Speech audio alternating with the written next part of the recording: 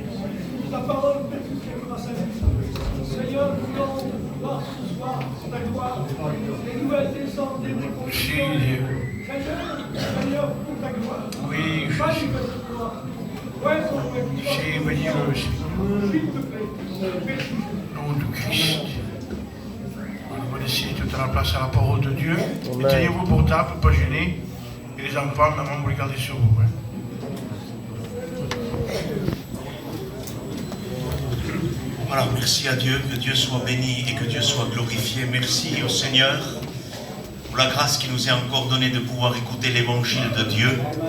C'est un temps que nous vivons très difficile, particulier, un temps de séduction, un temps comme jamais le monde n'a connu.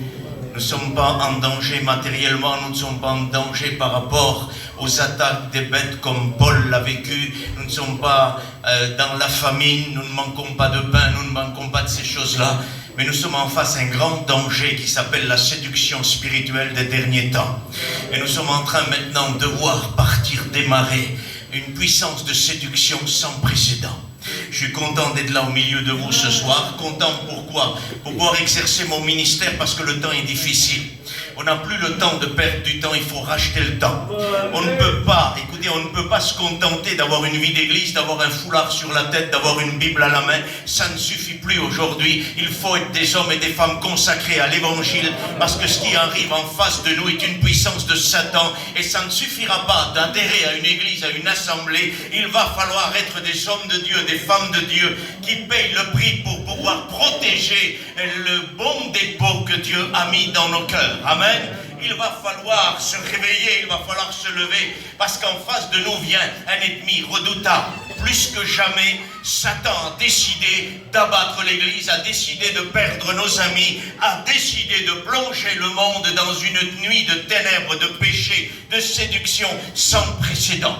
Et si nous ne bougeons pas, si nous ne faisons rien, il va réussir vraiment à plonger vraiment nos cœurs dans l'illusion, comme cette église de Laodicée, une église qui se disait: je suis riche, je me suis enrichi et je n'ai besoin de rien.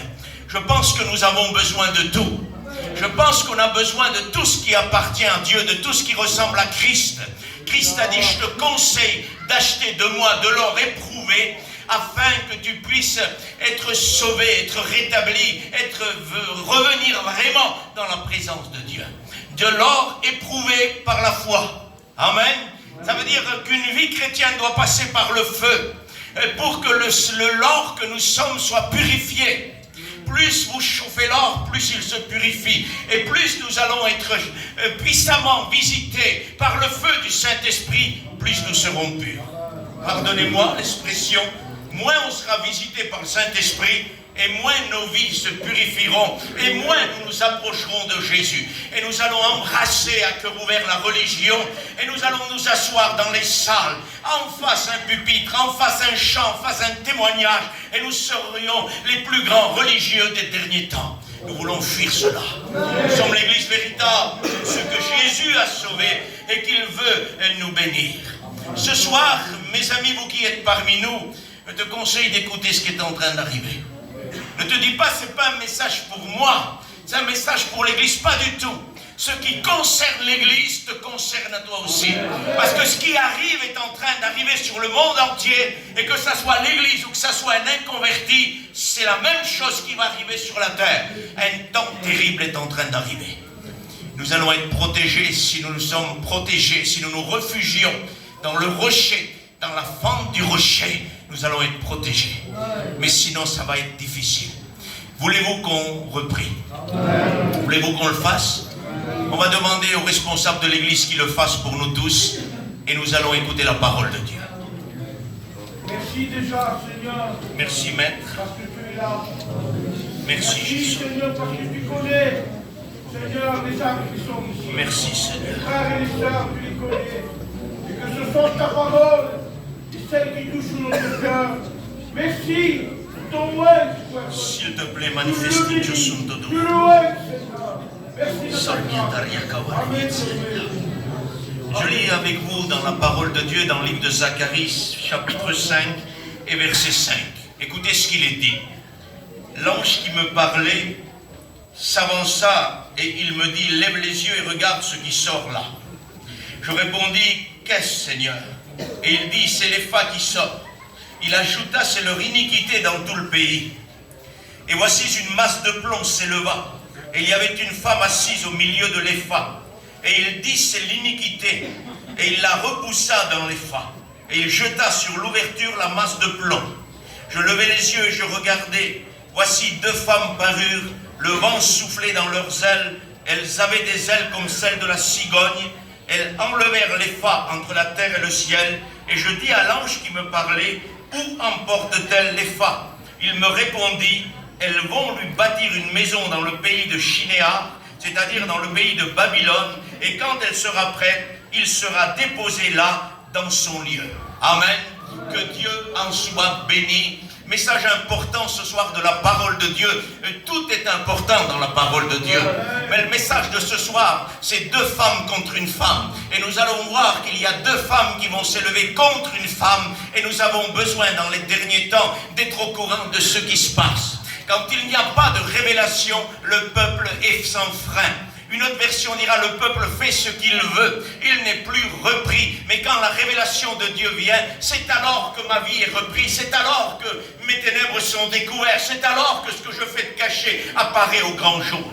Savez-vous qu'il y a une révélation cachée? Livre d'Ésaïe 43, le Seigneur dit, je vais t'annoncer des choses qui n'appartiennent pas au temps passé, mais qui appartiennent au temps qui est à venir. Je vais t'annoncer des choses cachées que tu ne connais pas, afin que tu ne dises pas, c'est moi qui l'ai découvert. Ça veut dire que la révélation n'est pas le fruit de la recherche personnelle. La révélation n'est pas le fruit d'une personne qui voudrait méditer, mais la révélation est le fruit de ce que Dieu veut porter à notre cœur. Amen. Que Dieu soit béni. Quand on va chercher la révélation, on risque d'aller à la déviation.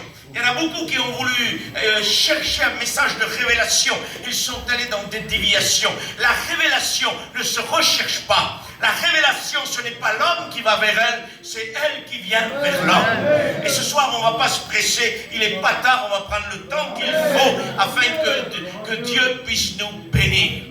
Vous prenez l'apôtre Pierre et l'apôtre Jean. Ils sont en train d'écouter les deux en même temps que Christ est ressuscité. Quelle grande révélation. Amen. Quelle grande puissance que cache la résurrection et que révèle la résurrection de Christ. Ils ont écouté tous les deux. Alors ils sont en train de se lever tous les deux et de courir tous les deux au tombeau. Alors il y a Jean qui arrive en premier. Alors moi je ne sais pas s'il était plus jeune ou plus agile que Pierre. Mais en tout cas, ce que je comprends, c'est qu'il est arrivé avant Pierre.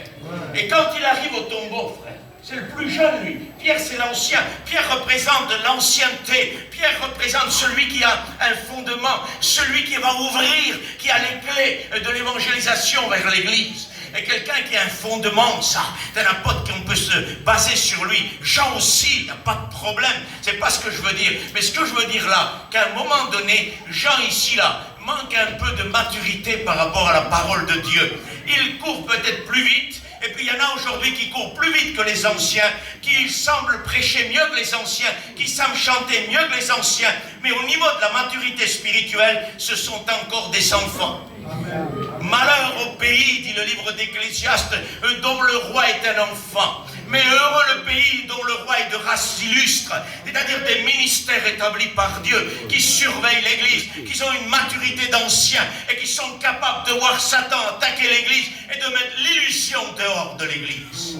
Malheur au pays dont l'enfant est un roi. Nous ne voulons pas à la tête de nos églises, à la tête de notre direction, des enfants qui dirigent. Ce que nous voulons, c'est des hommes faits, selon la stature de Christ, des hommes parfaits, qui sont coupés avec le monde et qui sont offerts leur corps en sacrifice sur l'autel. Offre ton corps, Romains 12, verset 1er. Offrez vos corps comme des sacrifices agréables. Amen.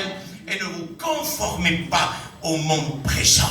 Des hommes qui ont offert leur vie en sacrifice. C'est ça que la Bible recherche. Nous sommes en train de voir Pierre arriver en retard. Peut-être en retard pour certains. Il est arrivé à la bonne heure. Parce que Jean arrive là-bas, mais il regarde peut-être dans le tombeau. Et là, la Bible précise par le Saint-Esprit, il ne rentrera pas dans le tombeau. Il ne rentrera pas pour quelle raison? Par respect à l'ancien, non? C'est pas ce que dit la Bible. Il dit parce que selon les Écritures, il ne connaissait pas, il ne comprenait pas encore que le Christ devait ressusciter. Ça veut dire qu'il manquait de maturité au niveau de l'Écriture. Il ne comprenait pas l'Écriture comme on devrait la comprendre. Il manquait de maturité à ce moment-là. Alors il court vers la révélation, mais là, à un moment donné, il se trouve devant un mur. Il n'y a rien qui sort. Pierre arrive, Pierre sans hésiter. Il rentre, parce que lui, il avait compris que le Christ devait ressusciter. Amen. Et quand on a compris, on sait, on rentre, on est sûr, on est capable de dire, t'inquiète pas, il a ressuscité. Et il nous a dit, allez me en Galilée m'attendre, parce que là-bas, je serai là-bas. Vous comprenez? Si vous prenez l'apôtre Jean, là, il s'arrête parce qu'il ne comprend pas. Ça veut dire qu'il va vers la révélation, mais la révélation n'est pas dans son cœur pour le moment. Île de Patmos, chapitre 1er du livre de l'Apocalypse. La Bible dit, il était en train de prier. Il était en train, dans le journée dominicale, de chercher Dieu. Il était en train, dans l'île de Patmos, ce n'est pas moi qui l'ai découvert, j'ai écouté ça. Je n'ai pas vérifié la source.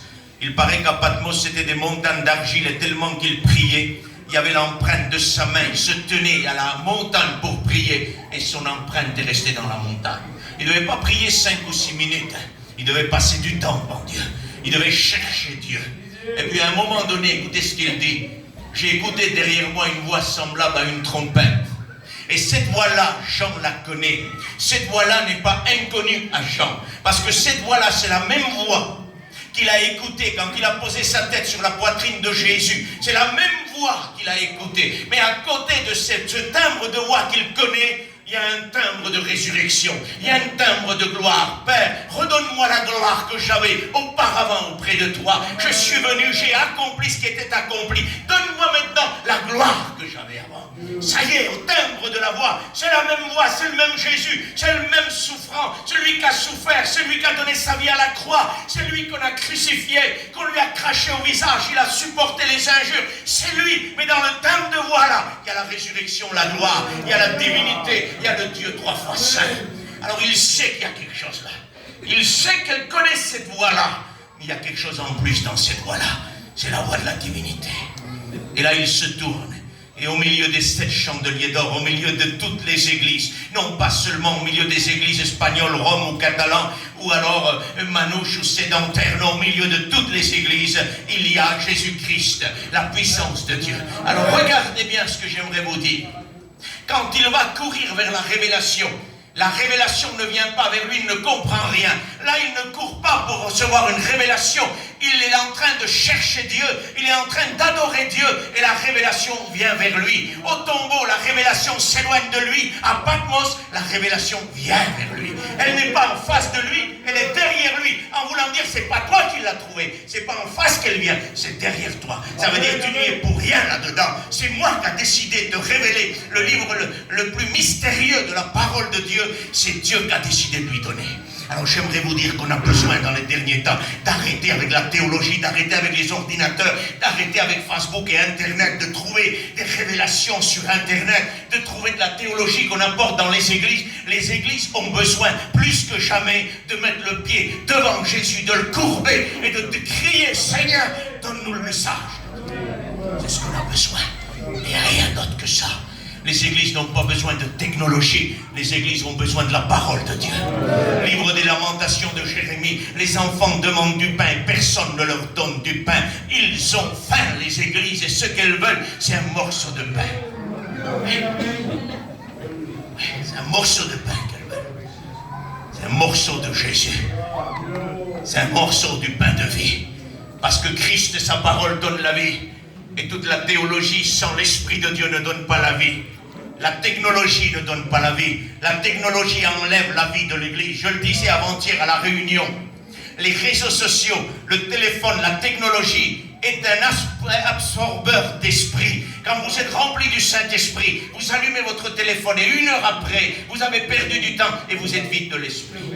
C'est tout. Prenez ça 1 heure. Prenez ça 1 heure et restez en face du Seigneur avec ça 1 heure. Vous allez être rempli de la présence de Dieu. Vous allez être rempli de la présence de Dieu. Que vois-tu? Il dit, que vois-tu? L'ange qui me parlait. Vous savez qui c'est cet ange-là? Ce n'est pas un simple ange, c'est l'ange de l'Éternel. Et là, il est question de Jésus qui n'était pas encore manifesté dans le Dieu qui est venu nous sauver. Mais c'était Jésus là. Et il dit, mais que vois-tu? Qu'est-ce qui sort? Il pose une question. Et puis la réponse, il dit, c'est quoi? Ça veut dire quoi, Seigneur? Je ne comprends pas, il faut que tu me le dises. Il ne peut pas répondre, l'homme là. Et on ne peut pas répondre devant la séduction. On ne peut pas répondre quand il y a un rideau noir et qu'on ne voit rien. Il faut que Christ tire le rideau et qu'il nous dise c'est ça qui est en train d'arriver. Et c'est ce qui va se passer pour toi ce soir. Et pour moi, le Seigneur va nous dire ce qui est en train d'arriver. Et c'est très lourd. Ça arrive très vite. Sécurisez-vous. Fermez les frontières de Satan envers votre vie. Il faut que l'Esprit de Dieu soit rempli dans votre cœur parce qu'on ne va pas y arriver. Ça pèse lourd ce qui est en train d'arriver. Ce n'est plus du bricolage. Satan a combattu l'Église et les hommes de Dieu et les femmes de Dieu et l'œuvre de Dieu depuis tout le temps.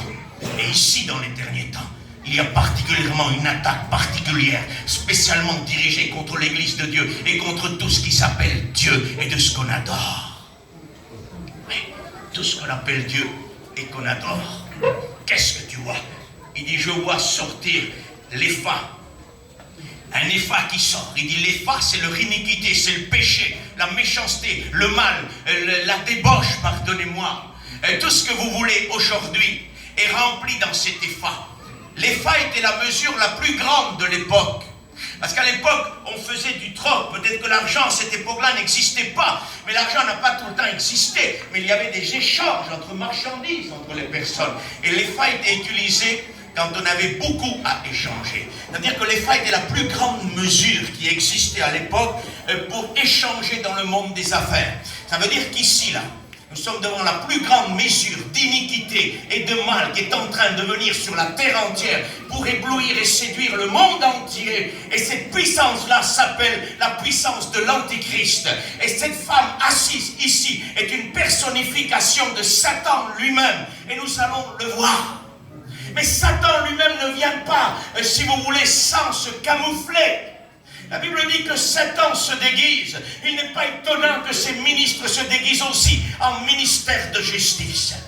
Il faut un déguisement. Satan ne vient pas comme ça, sans être déguisé. Il faut un déguisement. Et ici, cette femme assise au milieu de l'épha, c'est la personnification du mal, de la méchanceté, du péché, de l'idolâtrie, de l'amour immodéré, du luxe et des richesses. C'est un amour incontrôlé. C'est une puissance de l'Antichrist qui nous donne à adorer le monde.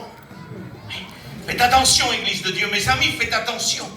Vos enfants sont en danger. Vous êtes en danger. Il va y avoir une autre mesure, une mesure jamais connue sur terre qui est en train d'arriver et qui sera ça sera indexé sur la méchanceté, le péché, la débauche, l'adultère, pardonnez-moi, les choses obscènes, les choses qu'on ne supportait pas il y a 50 ans en arrière. On est capable aujourd'hui de le supporter.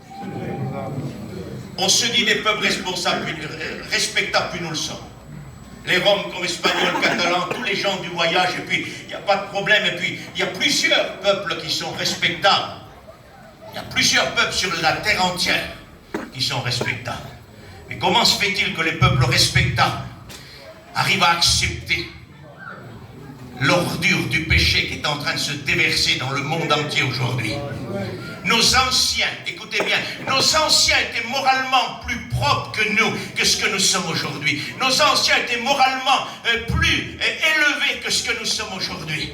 Comment ça, frère? Oui, parce qu'aujourd'hui, dans notre peuple, on est capable de regarder à la télévision, devant nos enfants, devant nos belles-filles, devant nos petits-enfants, des choses obscènes, des abominations, et ça ne dérange personne. Ma grand-mère a vécu 104 ans. J'ai regardé la télévision, j'avais 10 ans avec elle. Et puis parfois, il y avait un monsieur sur la plage. À l'époque, c'était un film Miami Beach, là, vous avez dû sûrement connaître ça aussi. Ils étaient habillés avec un short rouge, le monsieur, frère, n'avait pas le t-shirt. C'est ce qu'elle disait. Mon petit change, le monsieur, il est tout nu. Mamie, il n'est pas tout nu, le monsieur. Il n'a pas le t-shirt. Il dit, si, change ça.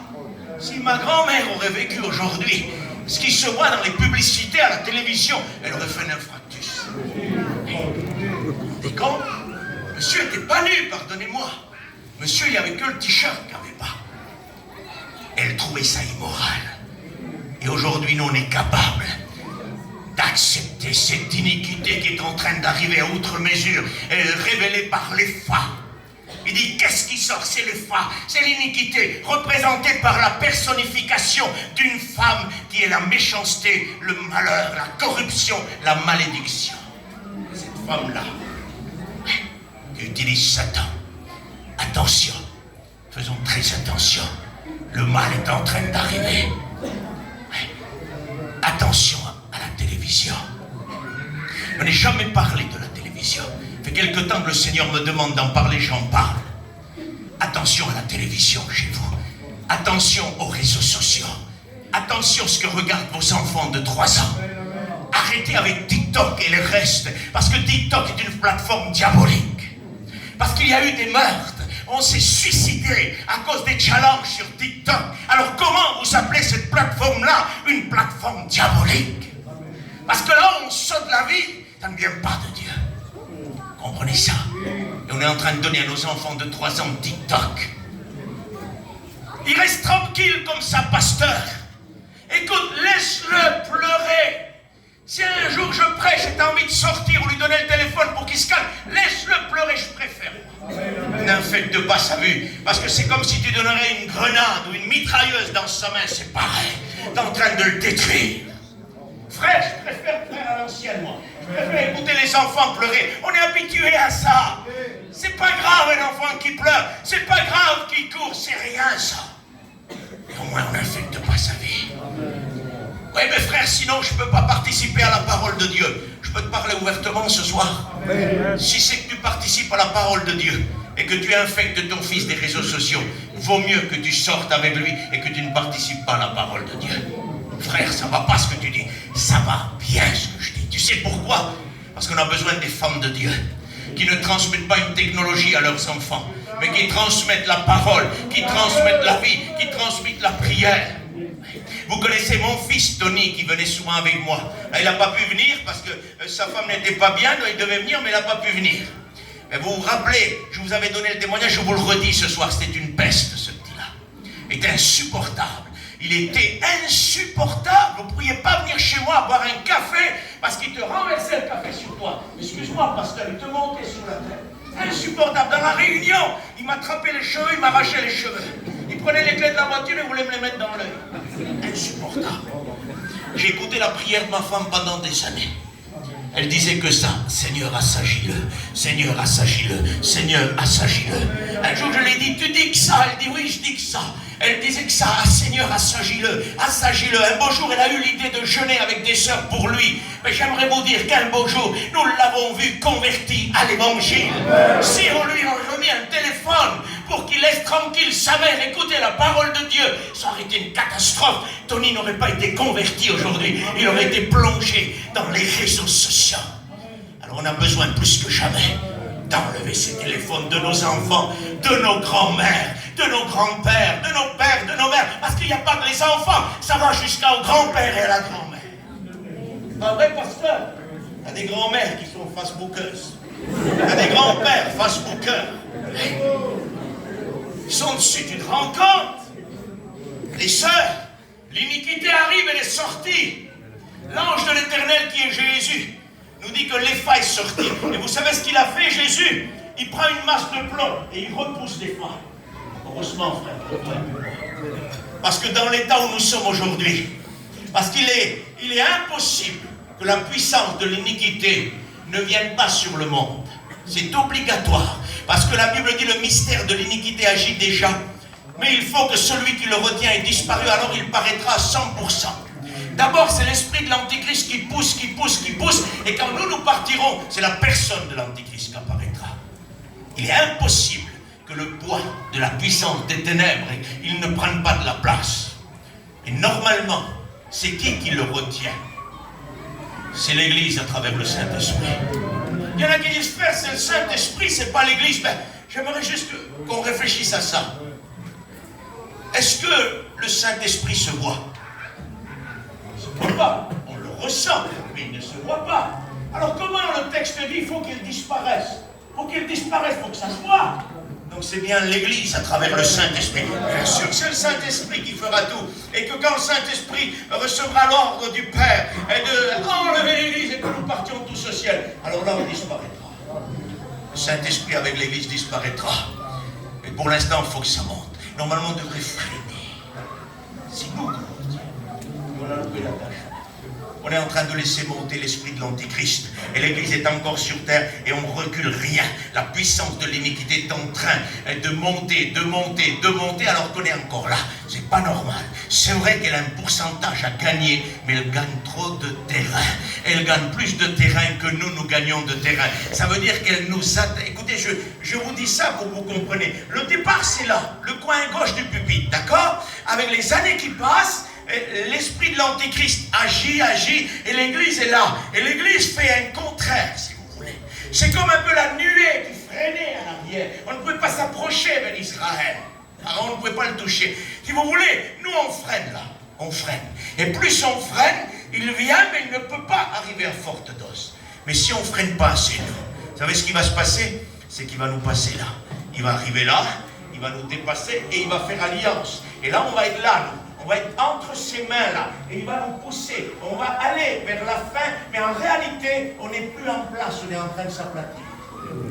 Ça veut dire que jour de l'enlèvement, certains ne seront pas enlevés par Dieu. Parce qu'ils ont épousé, embrassé un nouvel évangile, un nouvel esprit, cet esprit de l'Antéchrist. Quand Paul dit en Corinthiens, de même que la première Ève a été séduite, je crains que vous aussi vous ne soyez séduits et que vous vous détournez de la simplicité du Christ. Si on vous annonce un nouvel évangile, vous l'embrassez. Un nouvel esprit, vous le prenez. Une nouvelle manière de prêcher, vous l'acceptez. Et le nouvel évangile, c'est ce qui va aujourd'hui. Cet évangile qui ne réclame plus les clauses de la Bible, mais qui réclame juste un attachement à l'église, un attachement à la lecture, un attachement à la prière, et c'est tout. Ça ne suffit pas. Il faut une nouvelle naissance. Il faut un amour de Dieu dans notre cœur. Il faut rechercher Dieu par amour, parce qu'on l'aime, non pas par religion. Les religieux sont plus forts que nous à chercher Dieu. Vous le savez, il y a des religieux qui passent des heures entières, qui s'attachent même les cheveux en eux pour être suspendus, pour ne pas s'endormir, pour prier. On ne le fait pas ça, nous. On ne le fait pas ça. Alors on peut être religieux et prier des heures. On peut être sauvé et ne pas prier beaucoup, mais on est sauvé. Pardonnez-moi, j'espère que vous comprenez ce que je dis. Ça veut dire que parfois, on n'arrive plus à prier. Et dans les derniers temps, là, avec ce qui arrive dans l'EFA, là, avec cette femme assise au milieu de l'EFA, laissez-moi vous dire qu'on ne pourra plus prier comme on priait. Tu priais 1 heure, tu priais 2 heures, tu priais une demi-heure, 10 minutes. Sache que ton temps de prière va être réduit. C'est impossible que ça soit autrement. Vous savez pourquoi? Parce que l'église de Philadelphie, cette église dont le Seigneur dit, garde ce que tu as, retiens ta couronne, je viens bientôt. Cette église est l'église qui part avec le Seigneur. Et pourtant le Seigneur lui dit, mais parce que tu as peu de puissance. Ça veut dire, il ne dit pas, tu pries beaucoup, tu chantes beaucoup, tu prêches beaucoup. Il ne dit pas ça, il dit, tu as peu de puissance. Ça veut dire, il n'y a pas grand-chose. Tu pries un peu, tu lis un peu, c'est difficile, tu es écrasé, mais tu as gardé ça. Amen. Tu as gardé ça. Et ça ne veut pas dire de l'avoir chez soi. Quand on garde la parole, c'est la pratiquer. C'est l'aimer. C'est la chérir. C'est la base de la direction de l'église. Tu enlèves ça de l'église, il n'y a plus de direction. Il n'y a plus de fondement. Tout s'écroule. C'est la parole de la vérité qui tient. Prêche la parole en tout temps. Prêche la parole. Non pas la théologie sans l'esprit. La parole. On est devenu compliqué. Vous savez que plus petit on est en Dieu, et plus compliqué on est. D'habitude c'est le contraire. Alors frère, quand tu es petit, tu ne comprends pas trop, donc tu veux dire, non, c'est pas comme ça que ça se passe bibliquement. Plus on est compliqué, plus on est petit en Dieu. L'auteur aux Hébreux dit, ça fait longtemps que vous aurez dû être des maîtres. Mais vous en êtes venus encore à avoir besoin du lait. Parce que vous êtes devenus lents à comprendre. Ça veut dire que vous ne comprenez pas. Parce que vous êtes enfant. Mais celui qui comprend, qui est devenu mature à Christ, il a besoin de la parole véritable de Dieu. Et plus on grandit en Dieu, plus on est saint. Mais oui. Avant, quand on est petit en Christ, on se prend pour un super spirituel. Quand on a grandi, pasteur, en Christ, on voit notre misère au quotidien. On n'ose même plus prier Dieu. On n'ose même plus chercher. On dit pardon, Seigneur, de ma misère, de ce que je suis. Aie pitié de moi, fais-moi miséricorde. Je veux t'adorer.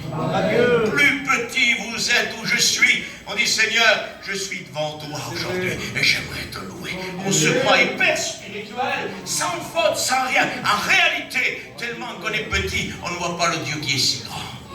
Mais quand on est grand en Dieu, on comprend que si on est grand, c'est grâce à la parole. Et à rien d'autre. Faites attention. Il est en train d'arriver quelque chose de très lourd. Cet évangile moderne qui est en train de rentrer. Cet esprit de l'Antichrist qui nous devrions freiner et que nous ne freinons pas et qui est en train de nous écraser. Vous ne ressentez, est-ce que vous ressentez le poids qui pèse sur la terre entière? Vous le ressentez, n'est-ce pas? C'est très lourd. Jamais on n'a ressenti ce poids. Il y a un poids qui nous écrase, littéralement. Quand j'ai reçu ce message il y a 3 jours ou 4, j'étais littéralement broyé, écrasé par Satan. T'as péché? Pas du tout. Comment qu'un homme de Dieu qui est né de nouveau, une femme de Dieu qui est née de nouveau peut pécher? On ne peut pas. La Bible dit même si on voudrait, on ne peut pas. C'est écrit dans Jean. Pas vrai, pasteur? C'est écrit dans Jean. On ne peut pas pécher parce qu'on est né de Dieu. Je ne parle pas de péché, moi. Je n'ai pas été écrasé parce que j'ai péché. J'ai été écrasé parce qu'il fallait que je vous porte ce message-là. Parce qu'il a fallu que je sente le poids qui est en train de s'abattre sur la terre.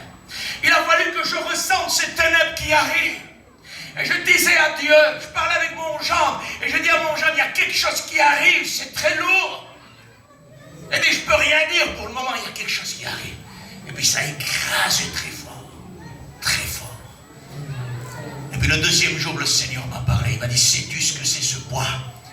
J'ai répondu au Seigneur, non, parce que quand le Seigneur vous pose une question, c'est pas qui sait pas, c'est que vous ne savez pas. Il m'a dit, c'est dans Zacharie, va dans Zacharie 5, c'est les phares.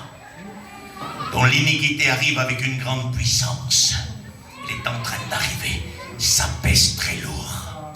Ceux qui s'accrochent à Dieu ressentiront ce poids venir. Ils combattront, ils liront, ils prieront, ils loueront Dieu avec les forces qu'ils ont et ils avanceront. Amen. Ceux qui adhéreront et qui accrocheront à l'esprit de l'Antichrist ne ressentiront aucun poids. Leur vie sera renouvelée par un esprit du monde et non pas par l'esprit de Dieu. Ils iront toujours à la réunion, ils prieront toujours religieusement, ils auront toujours un foulard sur la tête, mais il n'y aura plus la puissance du Saint-Esprit qui nous donne à combattre ce monde. Petits enfants, n'aimez point le monde et ni les choses qui sont dans le monde. On n'a pas aimé le monde. L'Église n'aime pas le monde. Amen. Frère, c'est ancien ça. Aujourd'hui on est moderne, il faut des choses légitimes de la vie. Mais l'ancien évangile, c'est celui que je vous prêche ce soir. Un chrétien en 2024, comme un chrétien il y a 100 ans en arrière ou 1000 ans en arrière, ne doit pas aimer le monde. Et ni les choses qui sont dans le monde. Ça ne changera jamais. Ça n'améliorera jamais. L'évangile ne s'arrange pas par rapport au temps présent. C'est le temps présent qui doit s'humilier à l'évangile. Ça ne changera jamais. Petits enfants, n'aimez point le monde, et ni les choses qui sont dans le monde. Jamais Dieu changera son évangile. C'est à nous de changer. Le nouvel évangile, vous savez ce qu'il dit? Je peux vous en parler un peu ce soir, vous n'êtes pas pressés. Le nouvel évangile arrive avec puissance là. Parce que Paul parle de cette séduction type Ève, le serpent ancien qui a aveuglé complètement. Il parle d'une séduction particulière. Le nouvel évangile, vous savez comment il parle? Petits enfants, tu as besoin de choses légitimes dans le monde. Tu as besoin des affaires dans le monde. Il faut que tes enfants se marient. Il faut que tu fasses une maison. Il faut que tu t'achètes ça. Il faut que tu t'achètes ci. Donc il faut quand même que tu sois équilibré. Ça c'est le nouvel évangile, ça. L'ancien évangile dit, n'aimez point le monde et ni les choses qui sont dans le monde. L'ancien évangile dit, tu marieras ton fils à la hauteur de ce que tu as. Tu ne pourras pas espérer marier ton fils à un mariage à 40 000 euros, ou 50 000 euros, ou 60 000 euros, quand ta condition de vie se résume à 1 000 euros, 2 000 euros ou moins. Tu devras faire avec tes moyens du bord. Tu ne pourras pas te tromper. C'est ça qu'on n'a pas compris. Excuse-moi, pasteur, je te connais, c'est pour ça que je fais. Le pasteur a fait un mariage à 50 000, c'est pas le cas. Je le connais, c'est pour ça que je dis ça. Il a fait 50 000. C'est moi aussi l'autre là. Je vais faire comme toi. Moi, je vais faire 50 000. Comme ça, mon mariage est plus beau que le sien. Mon mariage est plus grand que le sien.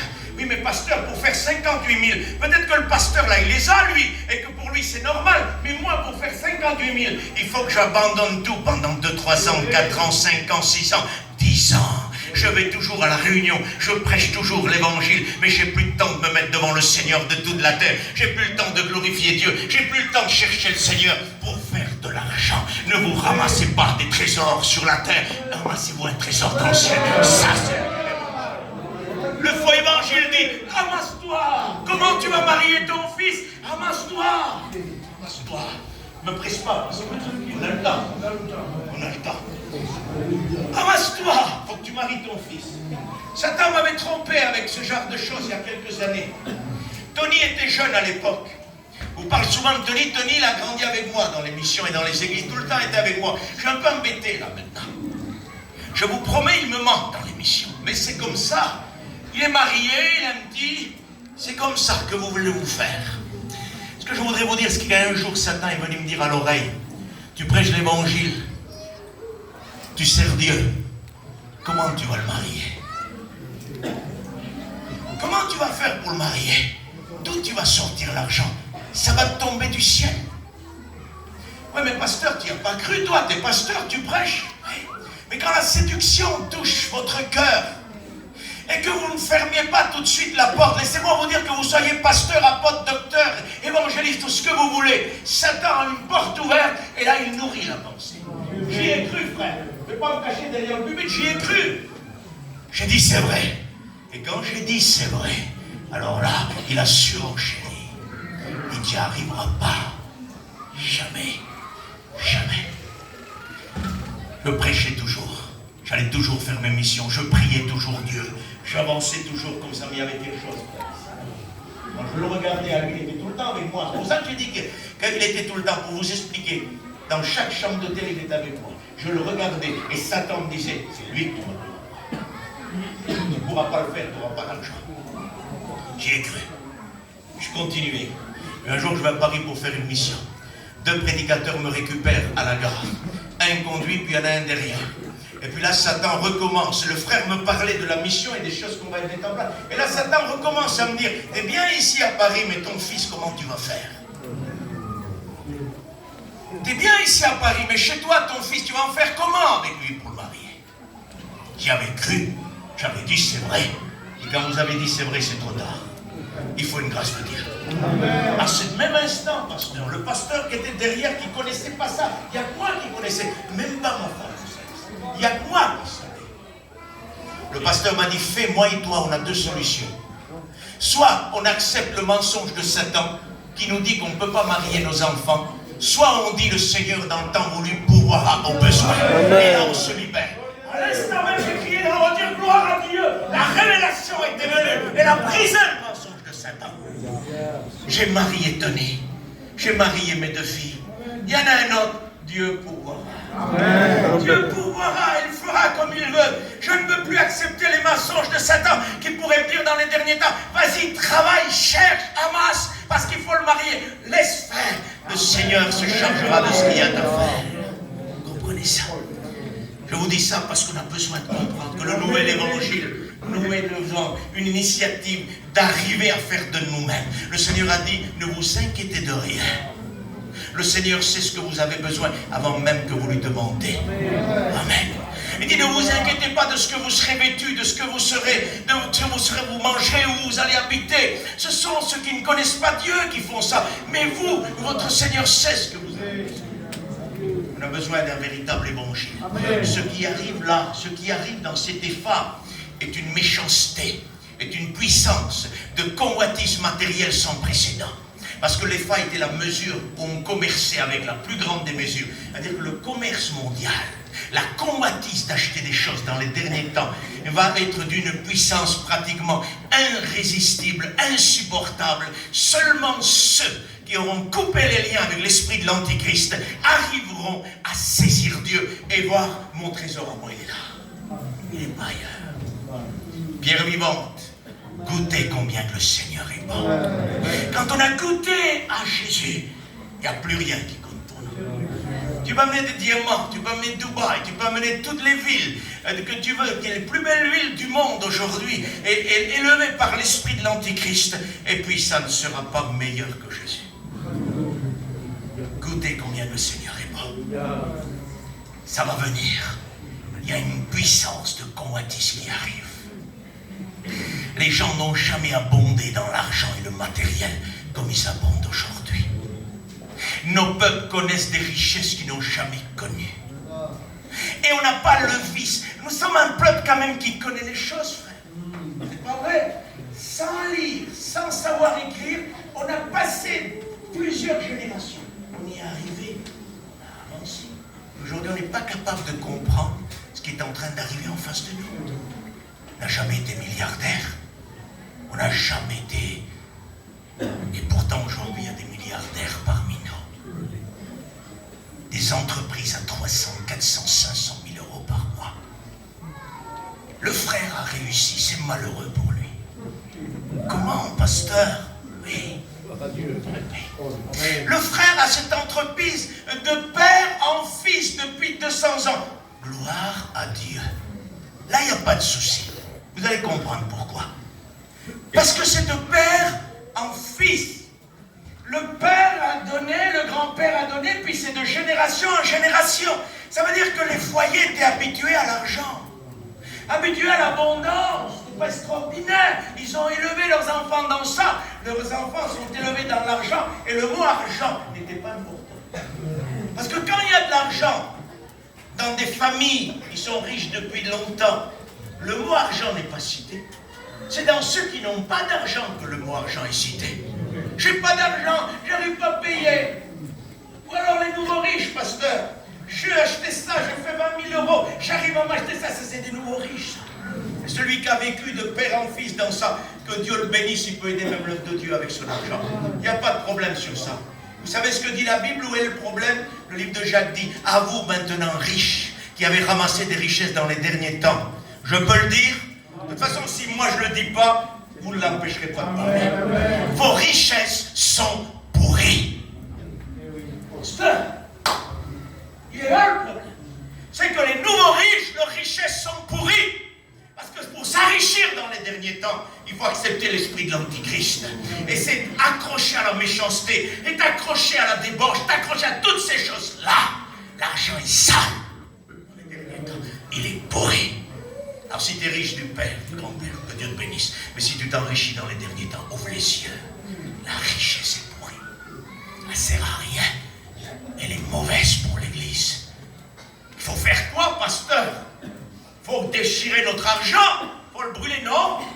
Non, non. Garde ton argent. Mais que l'amour de l'argent ne soit pas dans ton cœur. Garde ton argent. Tu as besoin de l'argent, il faut de l'argent pour vivre, mais que l'argent ne soit pas le problème. Tu as des belles voitures, tu as des belles maisons, tu as des grandes possessions. C'est pas un problème. Je comprends pas, pasteur, alors. Mais moi, je vais t'expliquer. Le problème n'est pas dans le matériel qu'on a, la maison ou ce qu'on a. Le problème vient du cœur de l'homme. Et quand ta maison prend la place de Dieu, quand ta voiture, ton argent, tes choses de la vie prennent la place de Dieu, c'est là qu'une idole est mise dans ton cœur. Et c'est là que tu deviens idolâtre. Et la Bible dit qu'aucun idolâtre n'hérite le royaume des cieux. C'est tout. Alors il y a des gens qui ont des voitures, qui ont des grands biens, mais c'est pas leur... Ils ne s'attachent pas à ça. Ça ne pose pas de problème. Il n'y a pas eu des riches dans la Bible. Salomon. Salomon était pas mal quand même. C'est pas ça qu'il l'a perdu, je suis désolé. La Bible ne dit pas que Salomon a été perdu par ses richesses. Parce que ça, c'est Dieu qui lui a donné. Il a dit, parce que tu n'as pas demandé, je donne par-dessus. Parce que quand vous ne demandez pas pour satisfaire votre convoitise ou ma convoitise, le Seigneur nous donne par-dessus. Recherchez d'abord le royaume des cieux. Et toutes ces choses légitimes nous seront données par-dessus. Je te donne par-dessus, il a dit à Salomon. Et si c'était l'argent qu'il a fait quelque part sombrer, ça va vous dire que Dieu lui a donné un bâton pour se faire mal. La bénédiction du Seigneur n'est suivie d'aucun mal. Quand Dieu donne quelque chose à un homme, jamais ça fait du mal. Et c'est pas ça. La Bible dit que c'est les nombreuses épouses, 1000 épouses et compagnes qu'il avait, qui l'ont fait sombrer dans l'idolâtrie. Ce n'est pas l'argent. L'argent n'est pas un mal en soi. Comprenez ce que je veux dire. Ne dis pas qu'il faut courir après l'argent, je vous l'ai dit, je ne vais pas me répéter. Le problème, c'est le cœur de l'homme.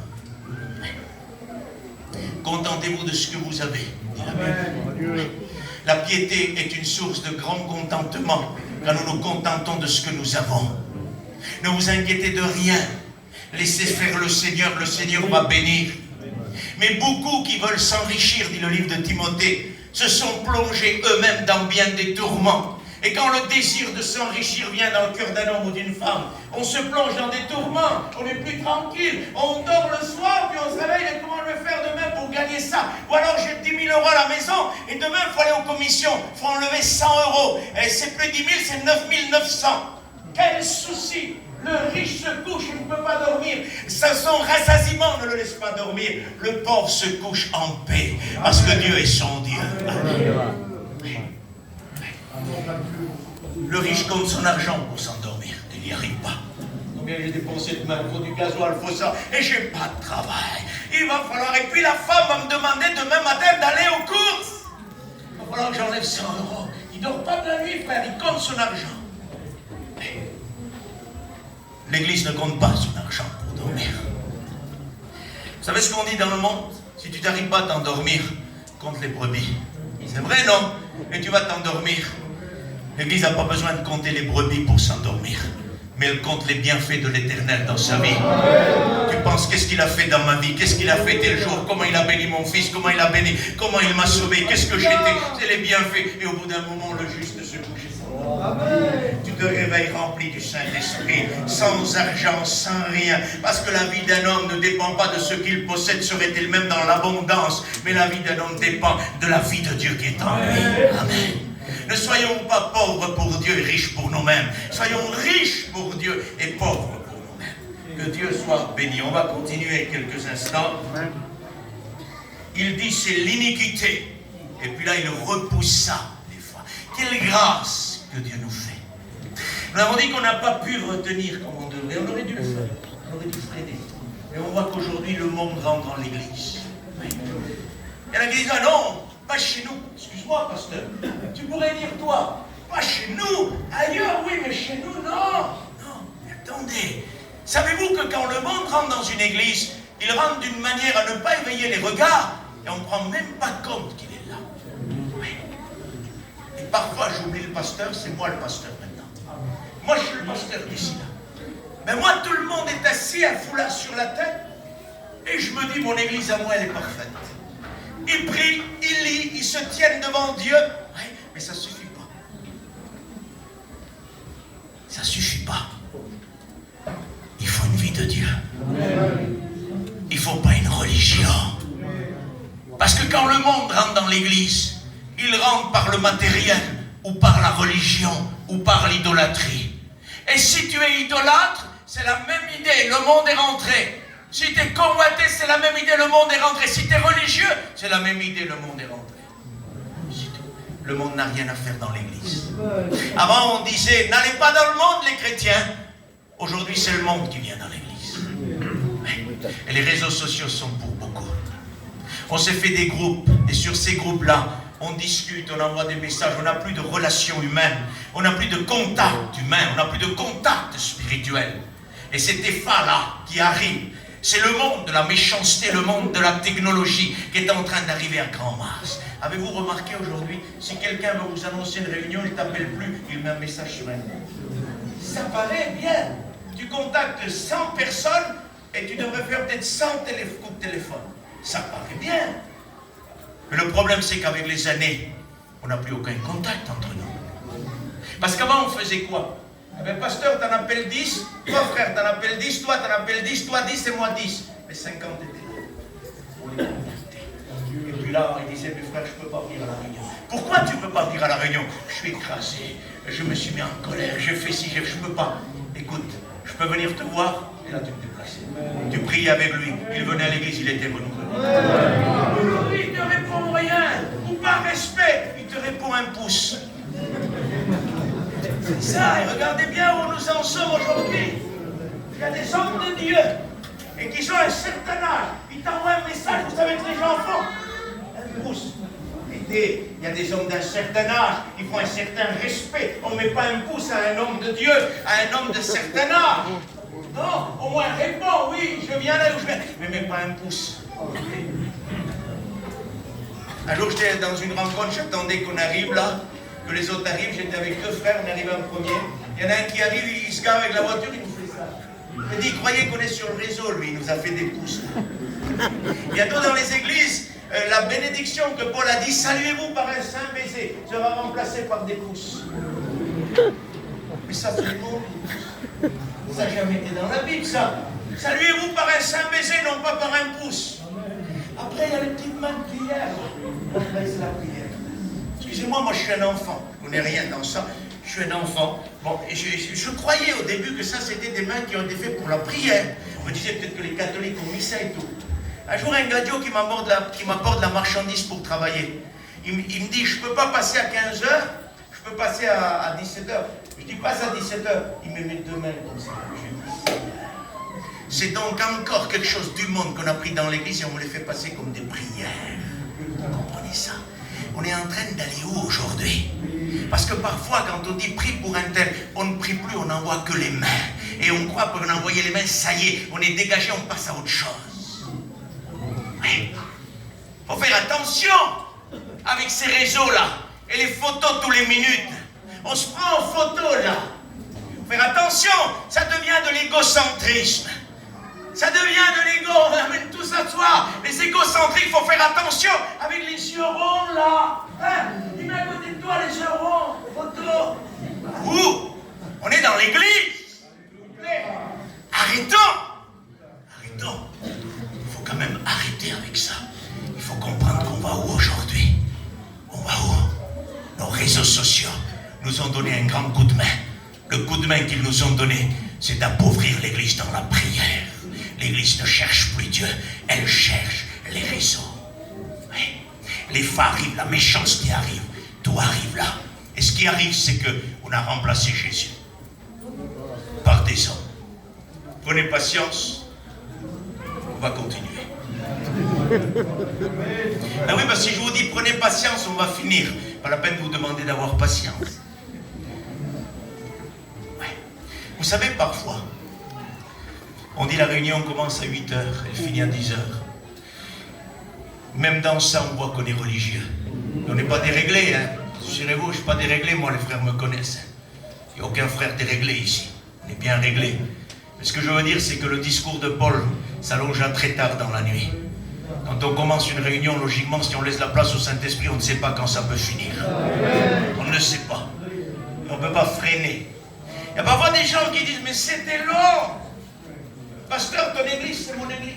Vous êtes d'accord avec moi? Alors j'aimerais vous dire ce soir, si vous trouvez que c'est long, au lieu de commencer à bouger sur les chaises et de regarder la montre pour que moi je comprenne qu'il faut que je m'arrête, il vaut mieux que vous vous levez et que vous rentrez chez vous. Et que vous laissez tranquille les gens qui veulent écouter jusqu'à la fin. Parce que quand vous regardez les montres, c'est pas à moi que vous les montrez, c'est à lui. Parce que moi, je n'ai pas un message à donner, c'est le message de Dieu. Un prédicateur, c'est ça, hein? C'est pas un message qu'il a. Il n'a pas médité, c'est le message de Dieu. Je m'équilibre. Quand je dis qu'il n'a pas médité, ça ne veut pas dire qu'on ne médite pas. Je veux dire, ce n'est pas le fruit de l'intelligence de l'homme. Non, c'est le fruit du Saint-Esprit. On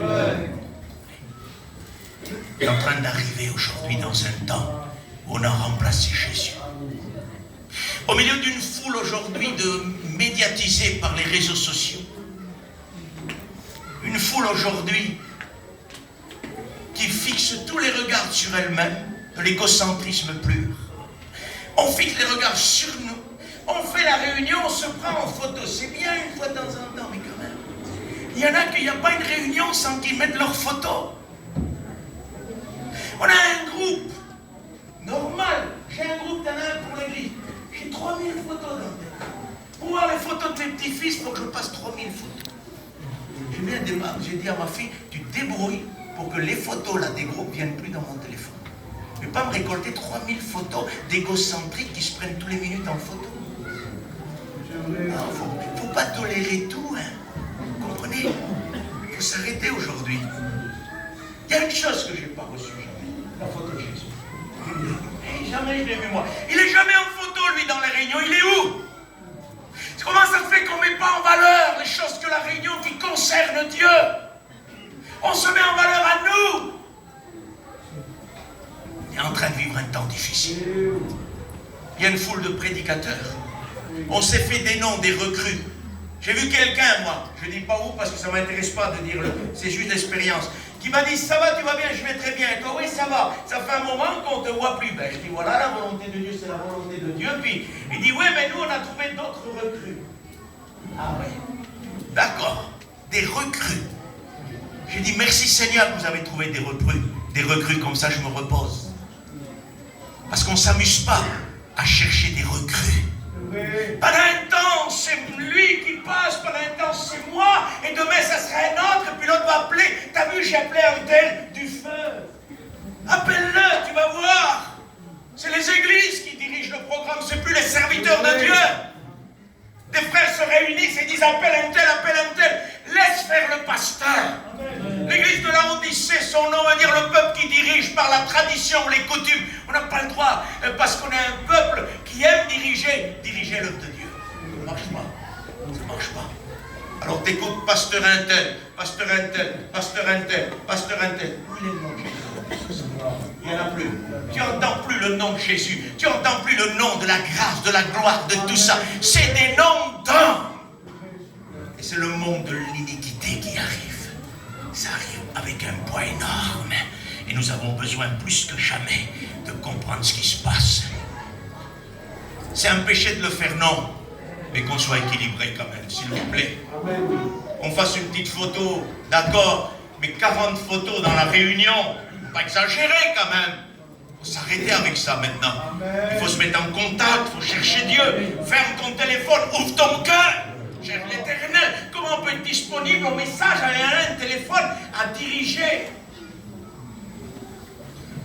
Attention. Il n'y a pas de Facebookers dans l'église. Il y a des hommes et des femmes de Dieu nés de nouveau.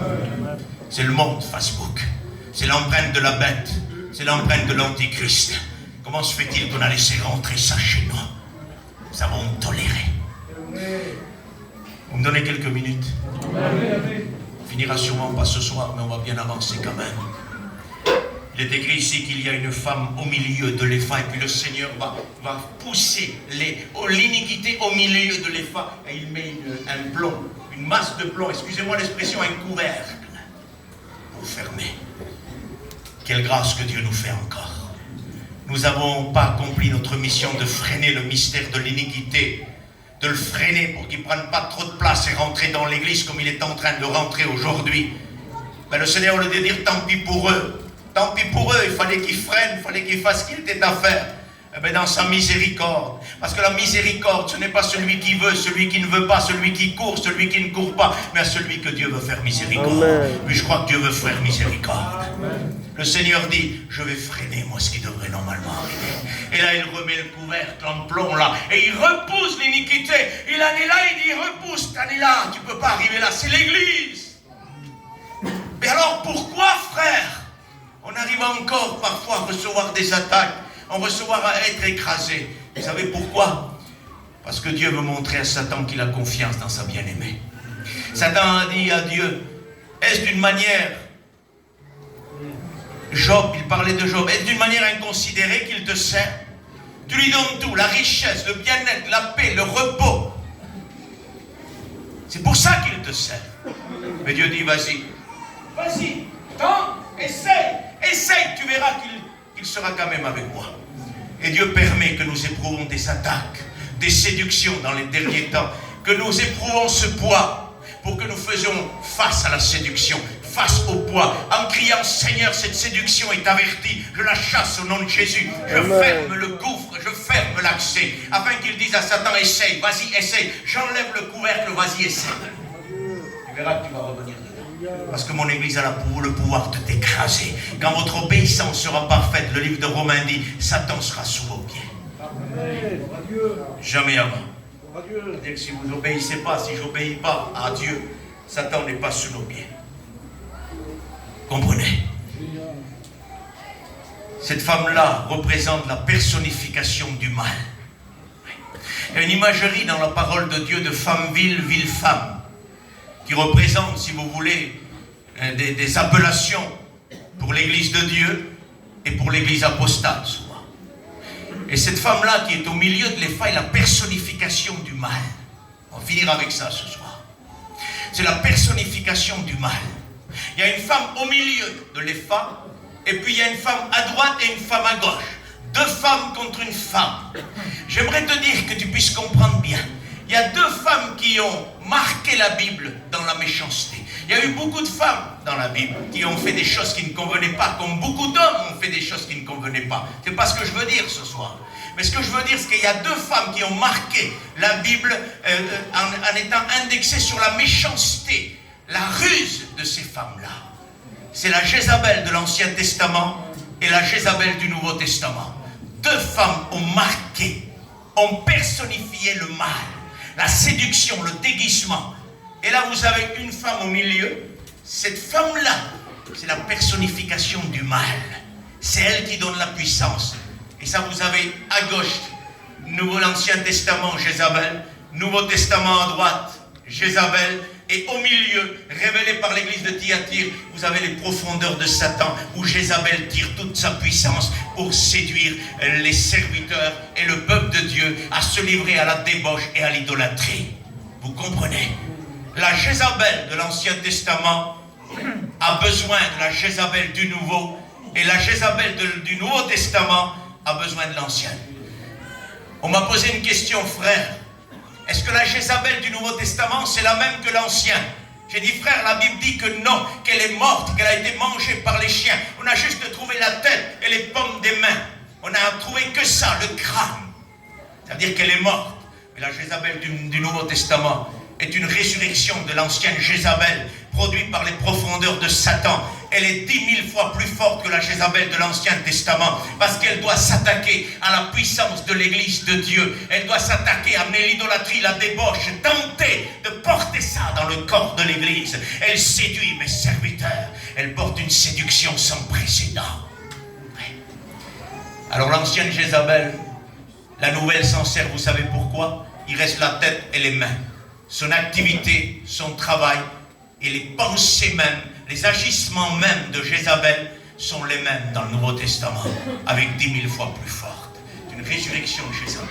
Et cette Jézabel-là est une puissance jamais égalée. Il est dit, vous savez quoi sur elle dans l'église de Thyatire? Il dit, ce que j'ai contre toi, ce que tu tolères que cette Jézabel enseigne mes serviteurs à se livrer au péché et à l'idolâtrie. Vous savez pourquoi elle est surpuissante? Parce qu'elle n'attaque pas l'Église, d'abord les chrétiens, les chrétiennes. Elle n'a pas peur de s'attaquer à la tête, au ministère. Donc c'est très puissant. Parce que Dieu a dit, vous marcherez sur toute la puissance de Satan. Cette Jézabel-là s'attaque à la tête. Elle est surpuissante. Au lieu de passer par le corps, pour toucher la tête, le pasteur, elle passe directement par le pasteur. Parce qu'elle sait qu'elle a de la puissance. Parce qu'elle tire sa force des profondeurs de Satan. Et c'est ça qui est dangereux. Et son pouvoir d'action, vous savez c'est quoi? Ce que j'ai contre toi, c'est que tu tolères. La séduction, c'est ça. Parce que quand tu es séduit, tu croirais qu'il faut faire une théologie ou un hébreu avec du grec pour comprendre les choses. Mais en vérité, regarde bien où est la puissance de Jézabel. Elle n'est pas dans la théologie, elle n'est pas dans l'hébreu, elle n'est pas dans le grec. Elle se trouve dans la tolérance. Ça veut dire que je peux être un spécialiste de l'hébreu, un spécialiste du grec, je peux être un théologien hors pair. Mais si je tolère dans ma vie, je suis pris par les liens. Tout simplement ça. La tolérance. Le livre de Timothée dit à Timothée, Timothée, les gens aujourd'hui cherchent la richesse. Je peux vous le lire pour qu'on finisse avec ça? Je vais essayer de vous le trouver assez rapidement, si je peux vous le trouver. Je vous le lis, puis on va laisser Dieu nous bénir. Comprenez le message avec votre cœur. Nous sommes dans un temps difficile. C'est en effet 6, Timothée 1. C'est en effet une grande source de gain que la piété, avec le contentement. Car nous n'avons rien apporté dans le monde et il est évident que nous ne pouvons rien emporter. Si donc nous avons la nourriture et le vêtement, cela nous suffira. Mais ceux qui veulent s'enrichir tombent dans la tentation, dans le piège, dans beaucoup de désirs insensés, pernicieux, qui plongent les hommes dans la ruine et la perdition. Le mot perdition pour synonyme diabolique. Car l'amour de l'argent est une racine de tous les maux. quelques-uns en étant possédés, se sont égarés loin de la foi et se sont jetés eux-mêmes dans bien des tourments. Pour toi, homme de Dieu, fuis ces choses, recherche justice, piété, foi, amour, patience et douceur. Combat le bon combat de la foi. Ouais. Si on vous dit que vous êtes un homme de Dieu, si on vous dit que vous êtes une femme de Dieu, et que vous tolérez dans votre vie ces choses d'enrichissement et d'idolâtrie que Jézabel propose, même si on vous dit que vous êtes un homme de Dieu, une femme de Dieu, c'est un mensonge, vous ne l'êtes pas si ces choses sont pas en vous. Pour toi, homme de Dieu, fuis ces choses. C'est-à-dire qu'un homme de Dieu fuit ces choses. Une femme de Dieu les fuit. Et même s'il se dit, moi je prophétise, moi je parle en langue, mais je suis quand même dans ces choses. Tu n'es pas un homme de Dieu. Tu n'es pas une femme de Dieu. Un homme de Dieu fuit le siècle présent. C'est ce que la Bible dit. Fuis le siècle présent. Ce que j'ai contre toi, c'est que tu tolères. Oui. Nous avons toléré les réseaux sociaux dans les églises. Nous avons toléré des vies qui ne recherchent pas Dieu avec tout leur cœur. Nous avons toléré un nouvel évangile qui ne parle plus de Jésus pratiquement. Nous avons toléré un message, un nouveau évangile, une nouvelle manière de prêcher. Parce qu'aujourd'hui, il y a des manières, des tactiques de prêcher. C'est pas une école, la prédication. C'est une inspiration divine. On n'apprend pas à prêcher. On reçoit à prêcher. Vous comprenez ça? Ouais. Un jour, il y a quelqu'un qui était candidat au ministère. Il n'avait aucune autorité dans les chants, il chantait, mais bon, il était un peu timide. Son pasteur lui a dit, jamais tu y arriveras, toi. Quand tu devras prêcher, tu seras cloué sur la chaise, tu ne pourras même pas dire un mot. Tu n'y arriveras jamais. Il faut que tu prennes l'autorité sur le peuple. Il faut que tu... Il respectait de tout son cœur son pasteur. Mais il n'y a rien qui venait du ciel pour qu'il fasse ça. Donc il ne pouvait pas le faire. Et on lui disait toujours ça, tu n'as pas d'autorité, tu n'as pas d'autorité.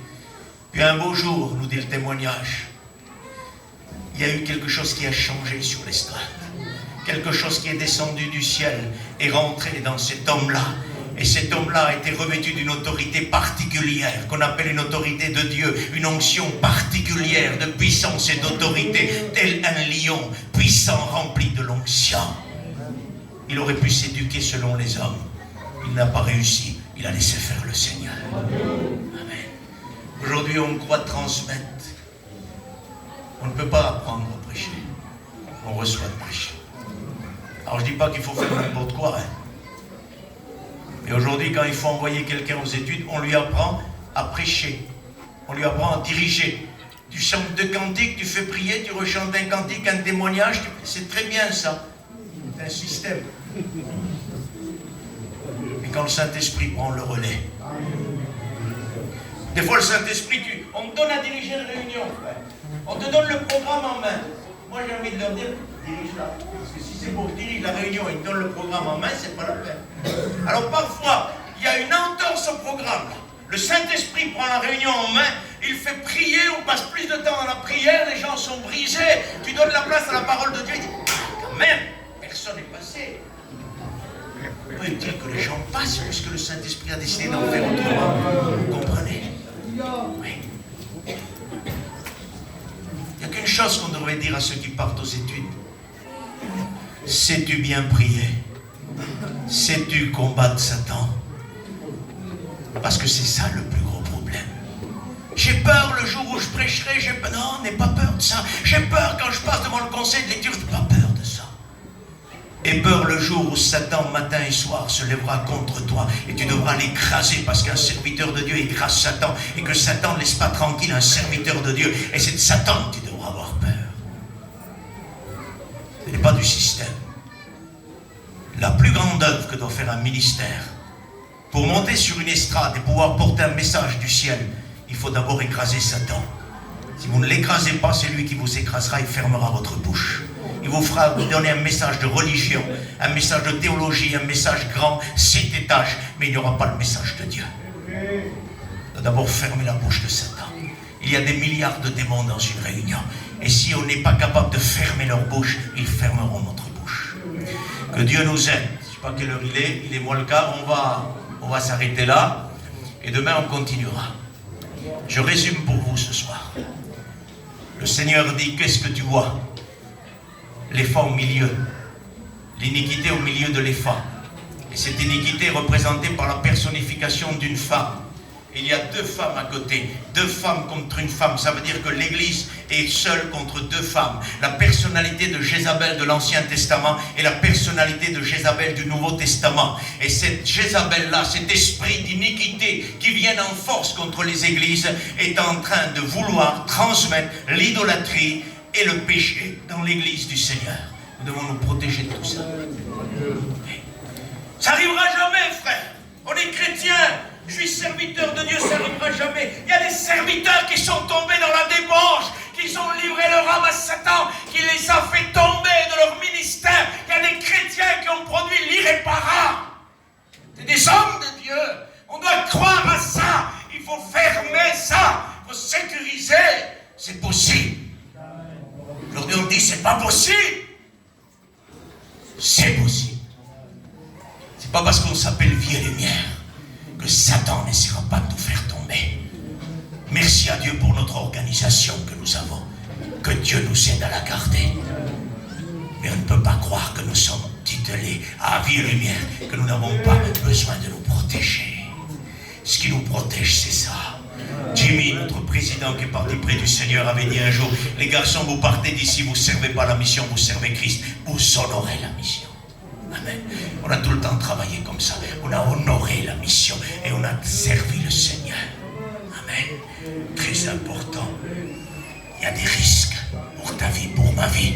Nous sommes en danger. Ça sort, le Seigneur révèle en Zacharie. Ça sort. Et ces deux femmes nous représentent la personnification de l'esprit de Jézabel. Et ça fait du mal dans les églises. C'est l'attaque de l'église des derniers temps. L'esprit jézabélique. Ça peut amener à la religion. Je connais tes œuvres, ta foi, ton amour, ta persévérance et tes œuvres plus nombreuses que les premières. L'esprit de Jézabel nous fait plus travailler que chercher le Seigneur. Nous fait plus d'activité que d'intimité. Attention. Mes amis, ce que vous écoutez est en train d'arriver. Pour l'Église, c'est un esprit jézabélique de séduction, d'idolâtrie et de péché, de débauche. Pour ceux qui n'appartiennent pas à Dieu, c'est un esprit jézabélique, satanique, qui touche la terre entière pour livrer les hommes et les femmes au péché le plus atroce qui peut résister et fermer leurs yeux envers un Dieu 3 fois saint. Alors fais attention, mon ami. Donne-toi à Dieu, toi-même, rapidement. Dis à Dieu, j'ai besoin de toi, Seigneur. Ce qui est en train d'arriver est trop dangereux. Je risque pour mes enfants, je risque pour mon mari, je risque pour ma femme. C'est trop dangereux. Je veux me donner à Dieu. Le Seigneur est grand. Voulez-vous compris ce soir? Seigneur, notre Père et notre Roi, merci de ce que ta parole est encore avec nous. Dans ces temps de difficultés, de séduction sans précédent, si ta parole ne serait pas là, nous serions perdus à tout jamais. Qui pourrait voir les ruses de Satan et qui pourrait dévoiler les ruses de Satan, sinon ta parole, sinon ta personne ressuscitée? Seigneur, nous ne recherchons pas une révélation en dehors de ta parole. Nous recherchons une révélation de ta parole. Amen. Seigneur, tu vois cette iniquité représentée par les femmes, une grande mesure, outre mesure dans le mal, la méchanceté, le péché, la débauche, l'amour immodéré du luxe, Seigneur, la vie, Seigneur, du luxe et de la jet-set des derniers temps. Garde-nous de tout ça. Protège nos vies, Seigneur. Nous voulons vivre dans la simplicité. Nous voulons nous contenter de ce que nous avons. Là, le Saint-Esprit dit, vous êtes venus sans rien, vous partirez sans rien. À quoi servirait-il à un homme, Seigneur, d'amasser des richesses si demain il devrait tout laisser? Ça ne servirait à perdre son âme, c'est tout, Seigneur. Et nous voulons sauver nos âmes par la persévérance à bien faire. Seigneur, merci pour la grâce de Dieu. Veuille demain matin prolonger ta parole dans nos cœurs. Déjà ce soir, par l'Esprit de Dieu, ouvre nos cœurs et nos âmes à ta parole qui a été dite. Seigneur, garde-nous de cet esprit jézabélique, de cette personnification de la méchanceté. Deux femmes contre une femme ne peuvent rien faire. ton église est plus puissante que 2 Jézabel réunies. Parce que tu as dit, vous marcherez sur toute la puissance de Satan. Et l'esprit de Jézabel est une puissance de Satan. Seigneur, garde-nous, protège, bénis. Au nom de Jésus, priez Dieu, que Dieu vous bénisse. Amen.